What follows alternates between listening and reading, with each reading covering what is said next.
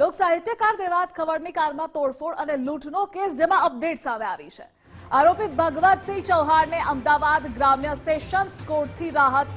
કોર્ટે ભગવતસિંહની આગોતરા જામીન અરજી શરતોને આધારે સ્વીકારી। પુરાવા સાથે છેડછાડ ન કરવાની શરતોને આધારે જામીન અરજી મંજૂર। ચાંગોદર પીઆઈને ₹50,000ના બોન્ડ પર જામીન આપવા નિર્દેશ કર્યો। અને આજ મુદ્દે સંવાદદાતા કલ્પિન જોડાયેલા છે। કલ્પિન, દેવાત ખવડની કારમાં તોડફોડ અને લૂંટના કેસને લઈ અપડેટ શું છે?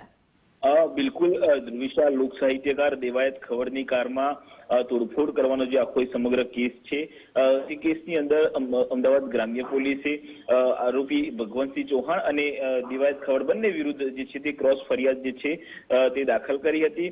ખાસ કરીને આ ફરિયાદના આધારે ધરપકડથી બચવા માટે આરોપી ભગવતસિંહ ચૌહાણ કે જેમના ત્યાં ડાયરાનું આયોજન કરવામાં આવ્યું હતું અને આયોજક હતા, તેમને અમદાવાદ ગ્રામ્ય સેશન્સ કોર્ટથી રાહત મળી છે।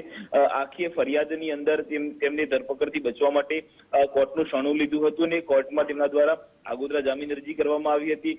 જો કે ગ્રામ્ય સેશન્સ કોર્ટે તમામ તથ્યો અને પુરાવાઓના આધારે કોર્ટે ભગવતસિંહની જે આગોતરા જામીન અરજી છે તે પ્રાથમિક તબક્કે સ્વીકારી છે। કોર્ટે કહ્યું છે કે આરોપીની ધરપકડ કરવાની જરૂર પડે તો જ ધરપકડ કરવામાં આવે।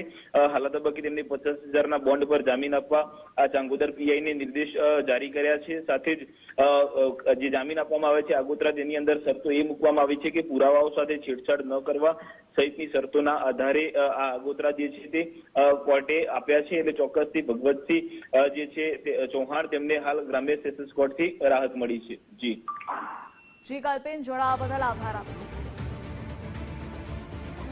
પુરાવા સાથે છેડછાડ ન કરવાની શરતોને આધારે જામીન અરજી મંજૂર થઈ છે। ચાંગોદર પીઆઈને ₹50,000ના બોન્ડ પર જામીન આપવા નિર્દેશ કર્યો।